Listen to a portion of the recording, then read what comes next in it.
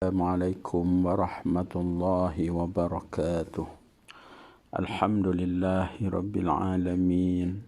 Wassalatu wassalamu ala asyrafil anbiya'i wal mursalin wa ala alihi wa sahbihi ajma'in. Sidang pendengar yang dikasihi sekalian, bertemu kita sekali lagi dalam slot bicara ilmu PPD Tanah Merah. Mudah-mudahan sedikit sebanyak suntikan yang diberikan melalui bicara ilmu ini akan memberikan kesedaran, mengingatkan kita dan juga memberi pengalaman-pengalaman baru kepada kita untuk kita adun menjadikan kehidupan kita lebih bermakna.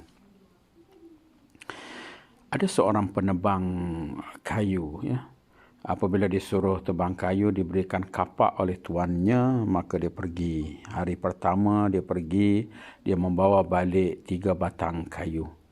Hari yang kedua, dengan masa kerja yang sama, dengan kapak yang sama, tetapi dia hanya membawa balik 2 batang kayu sahaja.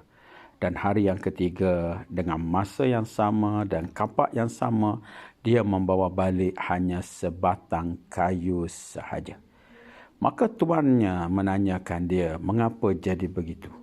Dia jawab, tak tahulah mengapa. Saya dah bekerja seperti jam hari pertama. Saya menggunakan kapak yang sama, tetapi mengapa hasilnya berbeza?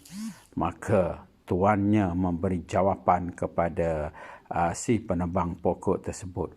Sebenarnya kamu dah bekerja kuat, kamu dah ikut masa bekerja, tetapi kamu lupa satu perkara, iaitu kamu lupa untuk menajamkan kapak yang kamu gunakan. Maksudnya di sini, kapak hari yang kedua yang digunakan tak diasah. Kapak hari yang ketiga yang digunakan tak diasah. Maka sebab itulah kuantiti yang diperolehinya semakin menurun.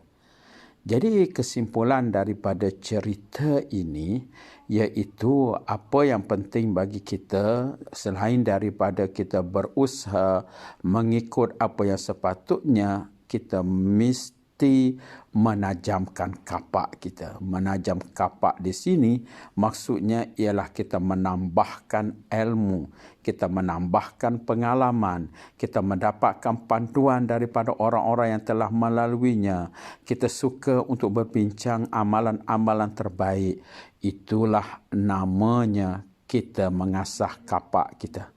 Dan kalau dalam teori ataupun di dalam buku Seven Habits Stephen R. Covey meletakkan prinsip yang ketujuh ialah sharpen the saw. Sharpen the saw di sini samalah dia gunakan istilah tajamkan gergaji. Maka saya gunakan tadi tajamkan kapak. Dengan perkataan lain untuk menghasilkan kuantiti dan kualiti yang semakin baik, maka kita perlu kepada peningkatan ilmu, pengalaman dan sebagainya. Maka begitu juga dalam soal untuk kita mencemerlangkan PDPC dalam bilik darjah. Sejauh mana kita boleh bersama dengan kawan kita untuk melaksanakan, contohnya ialah perbincangan, melalui aktiviti di dalam selepas daripada sesuatu pengajaran dibincang, apa lagi yang tak kena dengan style saya mengajar, apa lagi yang boleh saya baiki, dan semuanya ini ialah hasil daripada kita berlapang dada bertanyakan kawan-kawan kita. Begitu juga apabila dilontarkan satu-satu idea yang baru, maka guru yang positif akan mengambil idea tersebut untuk dicuba. Orang positif dengan orang negatif ini memang jauh berbeza. Bagi orang yang positif, dia menyatakan kalau sesuatu itu payah, sesuatu itu payah tapi boleh. Itu orang positif. Tapi orang negatif pula, dia kata boleh tapi payah. Dua perbezaan ini, payah tapi boleh, bermakna dia merasakan payah pada awalnya tetapi boleh untuk melakukannya. Berbanding dengan orang negatif pula, awal-awal lagi dah sebut payah tapi boleh. Yang kedua tadi boleh tapi payah. Maksudnya dia meletakkan satu halangan, iaitu memang boleh buat tapi payah. Yang pertama tadi memang payah tapi boleh buat. Itu perbezaan.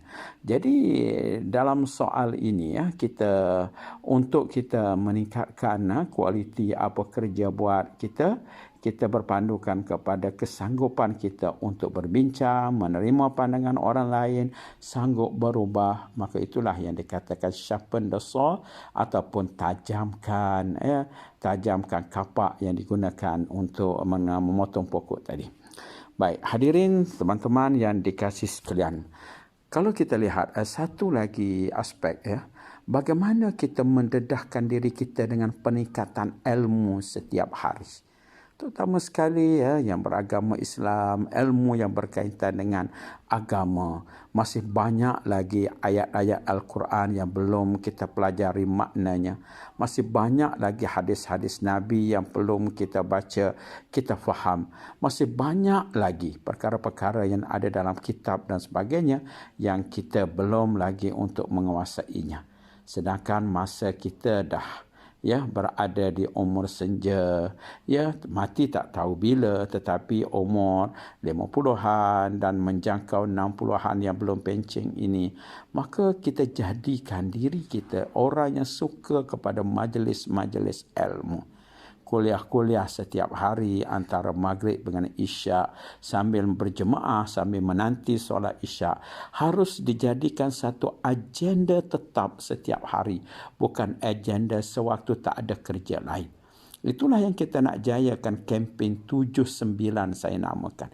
Kempen 79 ini adalah satu kempen kepada orang lelaki khususnya untuk meletakkan setiap hari pukul 7 sampai pukul 9 kita tidak ada tempat lain harus yang kita raikan.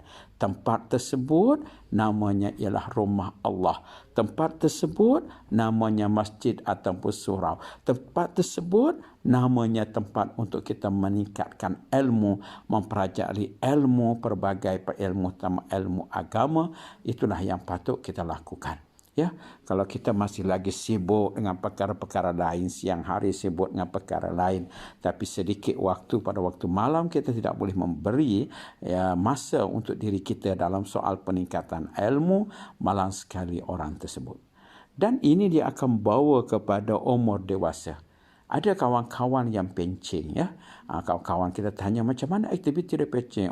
Tak berapa ada di rumah dia. Duduk kebun semua. Okey, tak ada masalah. Duduk di kebun pun boleh buat amal ibadat, duduk berkebun pun boleh berzikir, duduk berkebun pun boleh buat kerja-kerja kebaikan. Tetapi harus diingat, berkebun itu apa maknanya? Kalau semata-mata kita berkebun untuk meninggalkan ataupun menanam pokok buah-buahan untuk kita tinggalkan kepada anak cucu kita, walaupun itu juga merupakan ibadat, tetapi masa yang sepatutnya kita gunakan ialah sebahagiannya ialah untuk peningkatan ilmu ini, untuk meraihkan program-program agama di masjid dan di surau.